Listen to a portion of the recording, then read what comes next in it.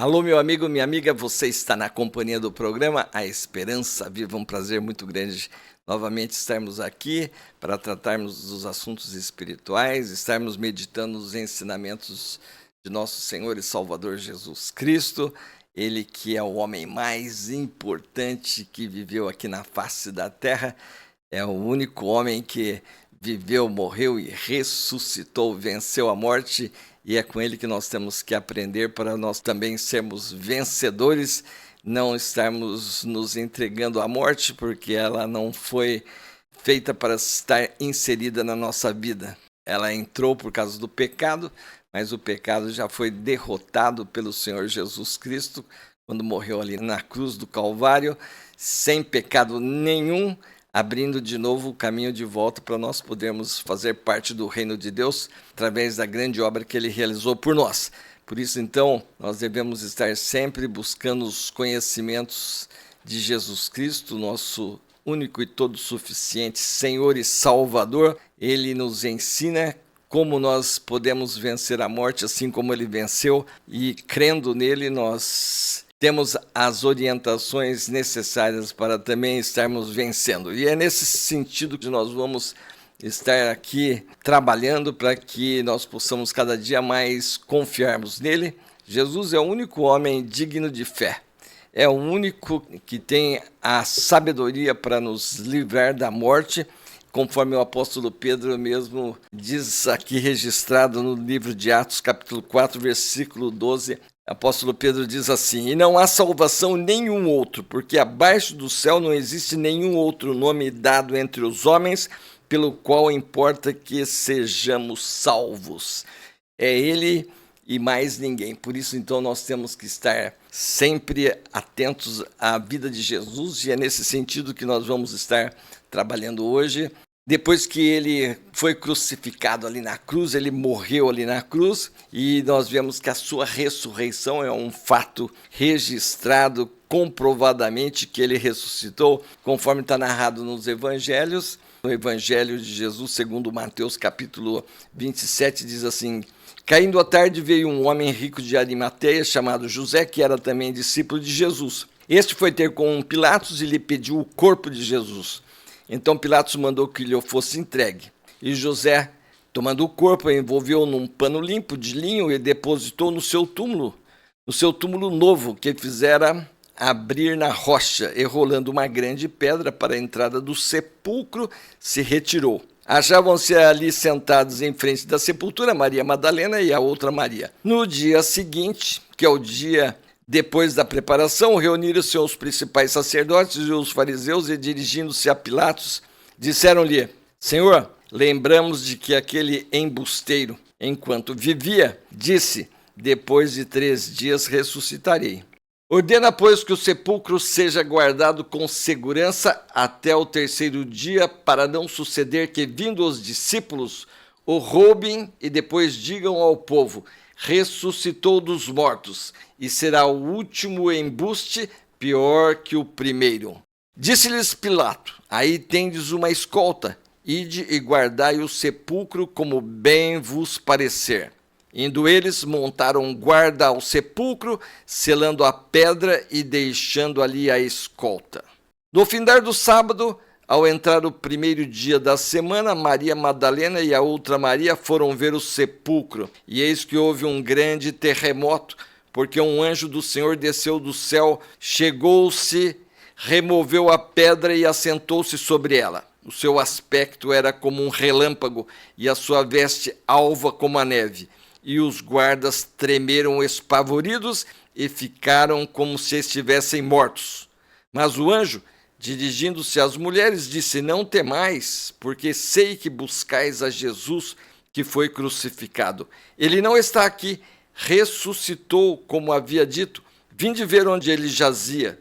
E depois, depressa, e dizei aos seus discípulos que ele ressuscitou dos mortos e vai adiante de vós para a Galileia. E, indo elas, eis que alguns da guarda foram à cidade e contaram aos principais sacerdotes tudo o que sucedera. Reunindo-se eles em conselho com os anciãos, deram grande soma de dinheiro aos soldados, recomendando-lhes que dissessem: vieram de noite os discípulos dele e roubar enquanto dormíamos. Caso isto chegue ao conhecimento do governador, nós os persuadiremos e vos poremos em segurança. Eles, recebendo o dinheiro, fizeram como estavam instruídos, e essa versão divulgou-se entre os judeus até o dia de hoje.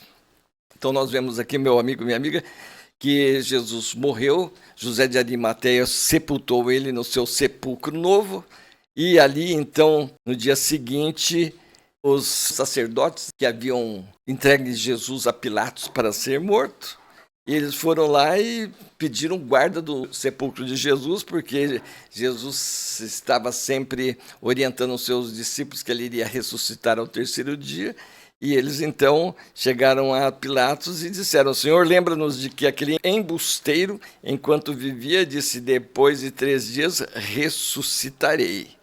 E assim o sepulcro foi guardado, mas Jesus realmente ressuscitou. E aí então o que aconteceu foi que os guardas que estiveram lá na sepultura, fazendo a guarda, eles participaram, viram a ressurreição de Jesus, mas eles foram contar ao sumo sacerdote tudo o que aconteceu. Eles então foram assediados pelo sumo sacerdote para que não contassem aquilo que aconteceu. Disse aqui: reunindo-se eles em conselho com os anciãos, deram grande soma de dinheiro aos soldados, recomendando-lhes que dissesse: vieram de noite os discípulos dele roubar enquanto dormíamos. E deu para eles, então, para os guardas, segurança, se caso isso chegasse até o governador, a Pôncio Pilatos, nós os persuadiremos e vos poremos em segurança. E eles receberam dinheiro, fizeram como estavam instruídos, e essa versão divulgou-se entre os judeus até o dia de hoje. Mas acontece que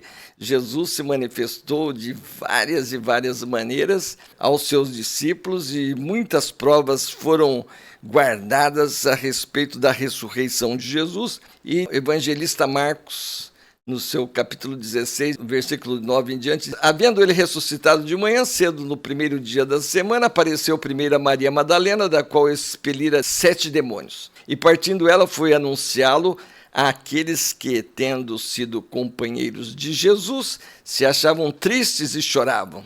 Estes, ouvindo que ele vivia e que fora visto por ela, não acreditaram. Depois disto, manifestou-se Jesus em outra forma a 2 deles que estavam de caminho para o campo. E indo eles, o anunciaram aos demais, mas também a esses 2 eles não deram crédito. Lá em Lucas, capítulo 24, versículo 36, falavam ainda estas coisas quando Jesus apareceu no meio deles, e ele lhes disse: paz seja convosco. Eles, porém, surpresos e atemorizados, acreditavam estarem vendo um espírito. E Jesus censurou-lhes a incredulidade e dureza de coração, porque não deram crédito aos que o tinham visto já ressuscitado. Mas ele lhes disse: por que estáis perturbados? Por que sobem dúvidas aos vossos corações? Vede as minhas mãos e os meus pés, que sou eu mesmo. Apalpai-me e verificai, porque um espírito não tem carne nem ossos, como vedes que eu tenho. Dizendo isto, mostrou-lhes as mãos e os pés. E por não acreditarem eles ainda por causa da alegria, e estando admirados, Jesus lhes disse: tendes aqui alguma coisa que comer? Então lhes apresentaram um pedaço de peixe assado e um favo de mel, e ele comeu na presença deles. Então veja que Jesus apareceu para Maria, depois apareceu para 2 discípulos, aqueles que estavam a caminho de Emaús, e depois então Jesus aparece lá junto com eles que estavam lá na casa, escondidos, presos. Jesus aparece para eles, e depois dessa aparição, Tomé não estava presente na primeira aparição. Agora, 8 dias depois, Jesus aparece novamente com eles lá na casa, e diz aqui no relato do Evangelho segundo João: capítulo 20, diz assim, a partir do versículo 26. Passados 8 dias, estavam outra vez reunidos os seus discípulos e Tomé com eles, estando as portas trancadas. Veio Jesus, pôs-se no meio e disse-lhes, paz seja convosco. E logo disse a Tomé, põe aqui o teu dedo e vê as minhas mãos, chega a tua mão e põe no meu lado. Não sejas incrédulo, mas crente. Respondeu-lhe Tomé, Senhor meu e Deus meu. Disse-lhe Jesus, porque me viste, cresce. Bem-aventurados que não viram e creram. E depois disto, tornou Jesus a manifestar-se aos discípulos junto do mar de Tiberíades, a mais 7 discípulos. E finalmente, Jesus vai agora se manifestar para eles, dando-lhes as últimas orientações para os seus discípulos, a partir do versículo 8 aqui de capítulo 1 de Atos, diz assim, mas recebereis poder ao descer sobre vós o Espírito Santo, e sereis minhas testemunhas, tanto em Jerusalém como em toda a Judéia e Samaria, e até os confins da terra.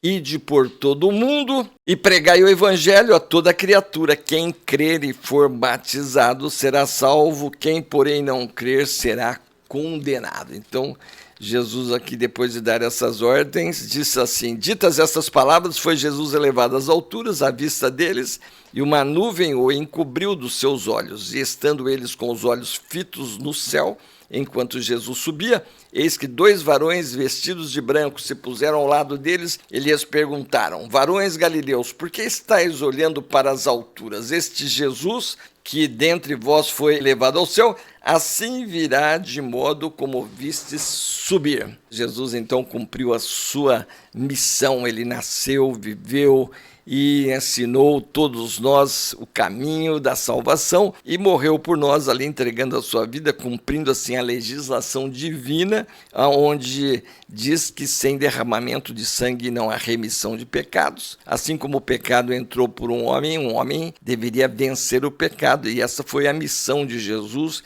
em vir aqui e entrar dentro desse sistema que jaz no maligno e vencer o maligno. Então Jesus foi gerado pelo Espírito Santo no ventre de Maria, ele nasceu sem pecado, nasceu santo e ele enfrentou toda a sua vida sem pecar. E ao morrer ali na cruz do Calvário sem pecado, ele esmagou a cabeça da serpente, o príncipe deste mundo, e agora todo aquele que realmente compreender o seu estado de destituído da glória de Deus, conforme diz Paulo em Romanos, todos pecaram e todos estão destituídos da glória de Deus. Então cada um de nós que vamos compreendendo que por causa do pecado, essa enfermidade que nós temos da alma, nós estamos destituídos da glória de Deus, destituídos do reino de Deus, mas a todos quantos o receberam, deu-lhes o poder de se tornarem filhos de Deus, a saber, os que creem no seu nome. Essa é a oportunidade que Deus dá a todos nós para que possamos nos arrepender dos nossos pecados, pedir perdão,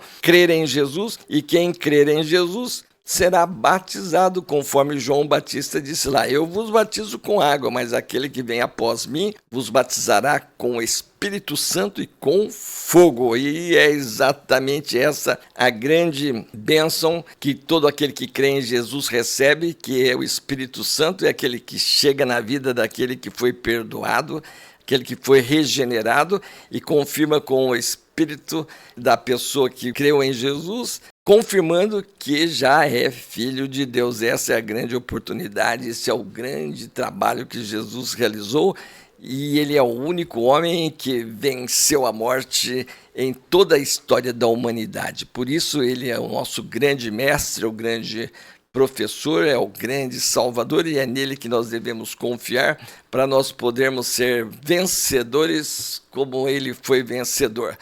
Este é o trabalho de Jesus, conforme Jesus respondeu ali para os judeus quando eles perguntaram para Jesus, qual é o trabalho de Deus para que o pratiquemos? Jesus disse, o trabalho de Deus é este, que vocês creiam naquele que ele enviou.